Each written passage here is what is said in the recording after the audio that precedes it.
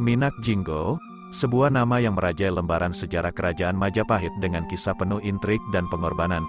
Cerita dimulai dari sayembara yang diselenggarakan oleh Ratu Ayu Kencana Wungu, yang membuat Minak Jinggo muncul sebagai tokoh utama dalam perjalanan sejarah tersebut. Ratu Ayu Kencana Wungu, Ratu Suhita, pada masa itu resah dengan ancaman Kebo Marcuet, manusia berkepala kerbau yang sakti dan tak terkalahkan. Meski Majapahit telah berusaha dengan segala kekuatannya, Kebo Marcuet tetap menjadi ancaman yang sulit dikalahkan. Ratu Suhita kemudian menggelar sayembara dengan hadiah menikah dan menjadi Raja Majapahit bagi siapapun yang berhasil membunuh Kebo Marcuet. Sayembara ini mencuri perhatian Adipati Blambangan, yang dikenal sebagai Bre Wirabumi atau lebih dikenal dengan nama Minak Jinggo. Hasrat Minak Jinggo untuk memenangkan sayembara tidak hanya untuk ambisi kekuasaan, tetapi juga untuk mencintai Ratu Suhita. Dengan senjata andalannya, gada dan wesi kuning, Minak Jinggo memberanikan diri untuk menantang Kebo Marcuet dalam adu tanding. Dalam pertarungan yang sengit, Minak Jinggo berhasil mengalahkan Kebo Marcuet, tetapi tidak tanpa konsekuensi. Wajahnya yang tampan kini penuh luka, hasil dari serangan Kebo Marcuet yang berhasil merusaknya. Setelah mengalahkan Kebo Marcuet, Minak Jinggo datang ke ibu kota Majapahit untuk meminta haknya sebagai pemenang sayembara. Namun, kegembiraan Minak Jinggo berubah menjadi kekecewaan ketika Ratu Suhita menolaknya. Melihat wajahnya yang rusak akibat pertarungan sengit, janji yang dikhianati membuat amarah memuncak dalam diri Minak Jinggo. Minak Jinggo tidak menerima penolakan itu dengan tenang. Dengan amarah yang memuncak, ia memutuskan untuk menyerang Majapahit dan memperjuangkan haknya yang diingkari.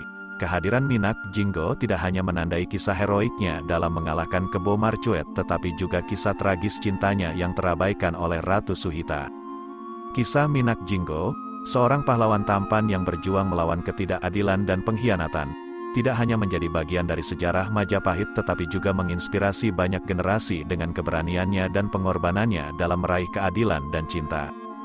Kisah di balik kemarahan Minak Jinggo dan kisah tragisnya tidak berakhir di sana. Ratu Suhita, kewalahan dengan kemarahan Minak Jinggo, mengambil langkah drastis dengan menggelar sayembara baru.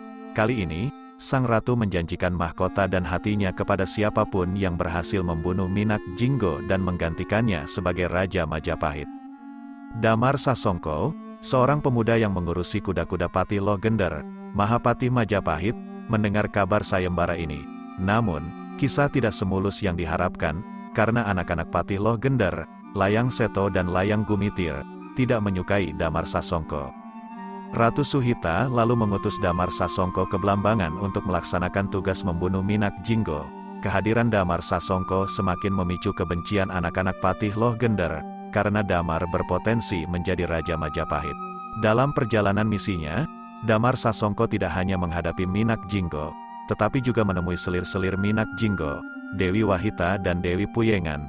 Kedua selir tersebut, meski setia pada Minak Jinggo, setuju membantu Damar Sasongko untuk membunuh suami mereka. Namun, mereka memiliki syarat dinikahi oleh Damar Sasongko. Damar Sasongko, tanpa ragu, menyetujui syarat tersebut dan memerintahkan kedua selir itu untuk mencuri senjata dari Adipati Blambangan. Dengan tipu daya ini, Damar Sasongko berhasil membunuh Minak Jinggo. Namun, kisah ini tidak berakhir dengan kemenangan tanpa pertumpahan darah. Di perjalanan pulang ke Majapahit, Damar Sasongko dihadang oleh Layang Seto dan Layang Gumitir. Kedua anak Patih Loh Gender itu ingin merebut kepala Minak Jinggo untuk mendapatkan mahkota Majapahit. Pertarungan seru terjadi, dan akhirnya, Layang Seto dan Layang Gumitir tewas. Damar Sasongko berhasil membawa kepala Minak Jinggo ke Majapahit, memenuhi syarat sayembara Ratu Suhita. Sebagai hadiah, Damar Sasongko dinikahi Ratu Suhita dan menjadi Raja Majapahit. Namun, kisah cinta dan balas dendam tidak berhenti di sini. Damar Sasongko juga menikahi Dewi Wahita dan Dewi Puyengan, yang menjadi janda setelah kematian Minak Jinggo. Kisah ini, penuh dengan intrik dan keputusan sulit, menjadi salah satu cerita yang tak terlupakan dalam sejarah kerajaan Majapahit.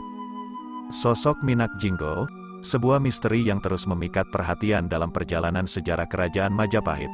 Sebagian percaya bahwa Minak Jinggo adalah tokoh nyata, sementara yang lain berpendapat bahwa ia hanyalah fiksi belaka. Keterkaitan antara Minak Jinggo, Damar Wulan, dan Majapahit menjadi semakin kabur, terutama dalam catatan pada masa konflik Mataram dengan Blambangan pada abad ke-18.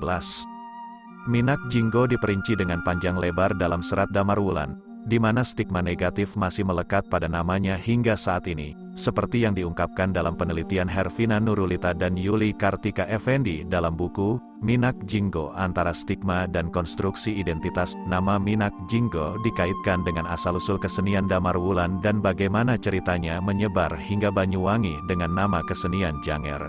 Menurut penelitian Hervina dan Yuli, naskah Damarwulan tertua oleh J.L.A. Brandes disalin oleh Roorda van Esinga pada tahun 1748 Masehi, yang juga merupakan masa pemerintahan Pakubuwana II, tahun 1725 sampai tahun 1749. Selanjutnya, naskah-naskah Damarwulan ditulis ulang dan diperbanyak terutama pada abad ke-19. Latar belakang penciptaan naskah Damarwulan pada masa Pakubuwana II masih menjadi misteri. Namun, cerita ini semakin populer dan tersebar, bahkan sampai ke Banyuwangi oleh Bupati Arya Sugan, anak Mangkunegara IV. Bab tentang kemenangan Damarwulan melawan Minak Jinggo di Blambangan menjadi sangat populer, menggambarkan Minak Jinggo sebagai Raja Blambangan yang sakti mandraguna. Meskipun kisah ini menciptakan daya tarik tersendiri, persinggungan Minak Jinggo dengan pemberontak Majapahit, Makuet atau Kebo Marcuet, masih penuh dengan kerancuan. Keberadaan Kebo Marcuet sebagai ayah Minak Jinggo atau sebagai pemberontak yang dikalahkan olehnya menjadi simpang siur, terutama mengingat rentang waktu antara Pangeran Danuningrat, Raja Blambangan ke-17, tahun-tahun 1736 sampai tahun 1763, dengan Rani Suhita sangatlah jauh.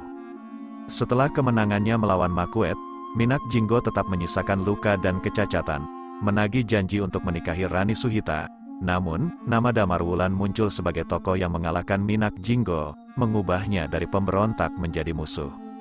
Meskipun analisis Hervina dan Yuli menunjukkan bahwa bukti tentang keberadaan Minak Jinggo sebagai tokoh nyata tidak kuat, masyarakat masih memandangnya secara dinamis, terkadang dianggap sebagai pahlawan, dan terkadang dianggap sebagai musuh. Kesimpang siuran antara mitos dan realitas inilah yang membuat sosok Minak Jinggo tetap menarik dan menjadi perbincangan hingga saat ini. Terletak di Dusun Unggahan, Desa Trowulan, Kecamatan Trowulan, Kabupaten Mojokerto, Candi Minak Jinggo merupakan sebuah peninggalan megah dari Kerajaan Majapahit. Sayangnya, sejak ditemukan hingga beberapa kali diekskavasi, pemerintah belum pernah melakukan rekonstruksi, menyisakan keadaan candi yang masih terlihat tidak beraturan dan tampak hancur, diduga akibat bencana alam yang melandanya. Berdasarkan bukti yang ditemukan, Candi Minak Jinggo diduga dibangun pada abad ke-13 oleh Raja Majapahit keempat, yaitu Raja Hayam Wuruk. Candi ini memiliki dimensi yang cukup besar, dengan panjang mencapai 27,8 meter dan lebar 24,3 meter. Keberadaan Candi Minak Jinggo menjadi semakin menarik karena terdapat dua versi cerita yang mengitarinya. Versi cerita rakyat menyebutkan bahwa candi ini dinamai Minak Jinggo karena adanya arca raksasa bersayap. Masyarakat mengidentifikasi arca tersebut sebagai tokoh Adipati Blambangan yang hendak mempersunting Ratu Majapahit, Kencono Wungu. Karena lamarannya ditolak, Adipati Blambangan mengancam akan menyerang Majapahit, sehingga Ratu Kencono Wungu menggelar sayembara untuk membunuh Minak Jinggo. Adipati Blambangan akhirnya dikalahkan oleh peserta sayembara, Damarwulan, yang kemudian menyerahkan potongan kepala Minak Jinggo sebagai bukti kemenangannya. Namun, versi para ahli menyajikan pandangan yang berbeda. Candi ini sebenarnya dianggap sebagai sanggar pemujaan para petinggi di Kerajaan Majapahit. Arca raksasa bersayap yang diidentifikasi oleh masyarakat sebagai Adipati Blambangan sebenarnya adalah arca Garuda Muko, atau arca burung Garuda yang menjadi tunggangan Dewa Wisnu. Fisik candi yang tersisa diduga hanya bagian baturnya yang terbuat dari bata merah, sementara kaki dan badan candi yang terbuat dari batu andesit sudah hancur. Salah satu relief yang menarik adalah Tantrika Mandaka, yang mengisahkan sikap buaya yang tidak berterima kasih kepada kerbau setelah ditolong dari kayu yang menimpa tubuhnya. Kisah ini menjadi pelajaran bahwa perbuatan baik tidak selalu dihargai dengan baik. Selain itu, di candi ini juga ditemukan arca Dewa Krishna dan arca Katak yang terbuat dari batu putih, menambah keunikan dan keindahan Candi Minak Jinggo yang terbungkus dalam misteri sejarah Majapahit.